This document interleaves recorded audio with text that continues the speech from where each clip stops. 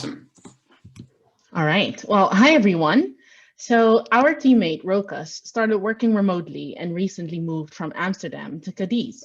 How could he, like many others right now, discover what people are listening to in his location and help him feel more at home?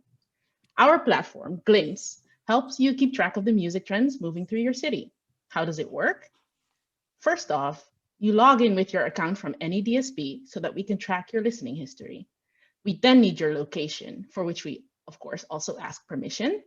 Then our algorithm takes the time to perform its magic.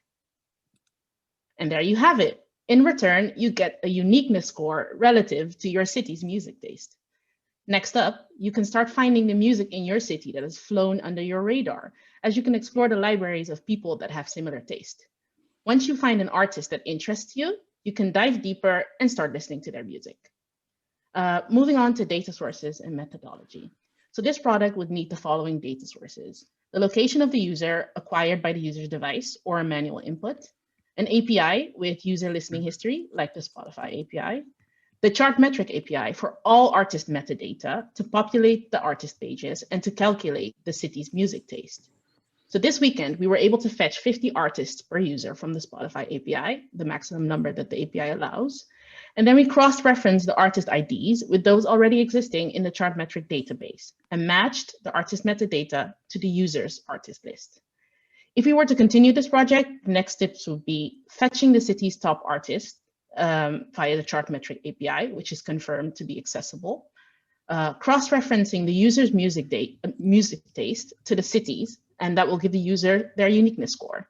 And finally, having the score and the historical listening data will show the user similar users in their location. Right, so what does this all bring in terms of industry value?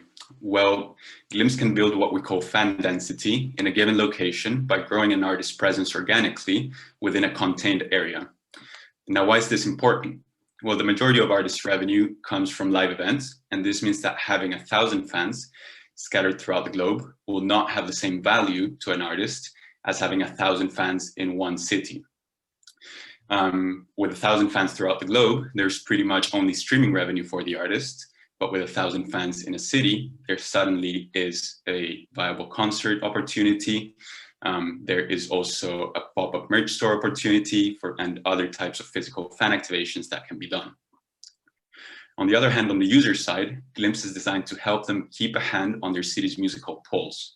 The app allows them to find new music trends from fans with similar tastes that would otherwise have flown under their radar. The fact that they get recommendations from people in their area that have similar musical tastes also means that our recommendations feel trustworthy and that they are more likely to turn the user into a fan of the artist that they have now discovered with the app. There are some limitations as well, though. Yes. So we didn't have the resources to access the Chartmetric API for city data. However, we confirmed that it was accessible in the API documentation. Secondly, the uniqueness score might have a negative effect if you rank lowly. Would a user be happy with a 12% score? So we have to consider framing the score in a way that satisfies users in all different categories. The future of this platform, we feel, has a lot of potential. We want to build social elements into the app so users can DM each other and share recommended songs, to build an online community and perhaps even an offline community too. The geographical aspect could give local, smaller artists the chance to build a presence in their community too. When we think about monetization, we can do paid ranking for artists in the undiscovered section, for example. And lastly, the artist teams will have real-time access to an artist's popularity in a location, which can lead to commercial decisions like tours, or like Nicolas said, promotional activities such as a pop-up event, or maybe even localized live streaming. Combining it with potential future data sources like Songkick's API can lead to even more live music opportunities. So we think that this product can change the way fans discover music and build community, but also for artists to find and grow their audiences in given locations. And we hope you feel the same. Thank you for listening. Amazing job, guys. All right, judges, you guys have 3 minutes to ask some questions. Hi, this is Josephine. This was a great presentation. I wanted to ask about thoughts on getting qualitative data from the fans as well. Is this something that you considered when kind of thinking of this idea, which is so great? I think this, you know, the value that you showed both from the artist's point of view, their management, as well as touring companies like a Live Nation. Is this something that you guys considered? Of course, yeah. Qualitative data is obviously key in making sure that your product thrives as it goes on.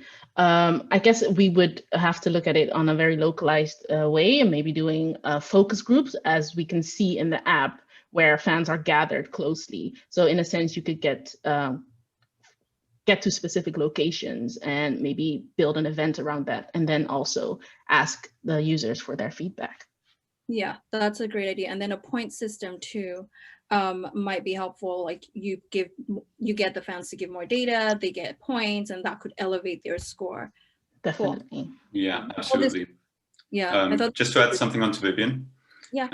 I think also that it would be really nice if artists could, for example, just have a comment section, just kind of like Genius does, which is also really relevant data. So, you know, one user could maybe see the comment section for an artist of people that only live within a certain radius of them.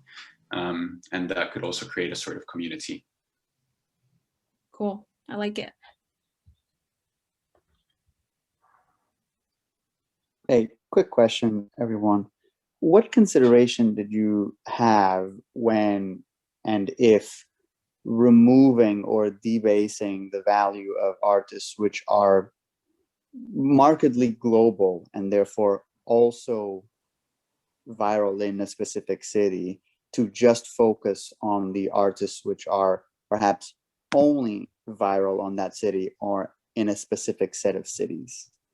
Yeah, so we've thought about having making sure the user has an opportunity to filter their results. So in that sense, you can filter it in a way that shows a global artist range or a localized artist range, where you only get to see the artists that have established themselves in that location. So you can have an artist page with a determined location, and then a user would only be able to see the artists that are prominent in that specific city. Yeah, I think it's also a very useful tool in the terms of growing acts, because not every artist has a audience in every big city throughout the world.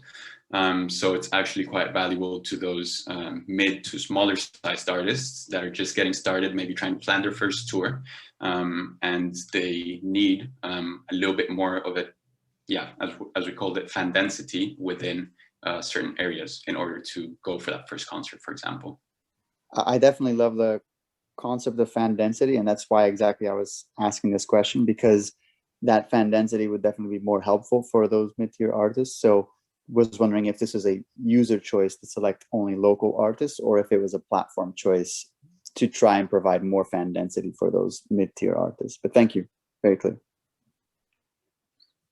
I wonder if the uniqueness of the listener and the user in comparison to other listeners in their market is the right question or the right barometer or the right metric to ask, because I wonder if that will keep people coming back. Like, I am more unique today than yesterday of other listeners in my city.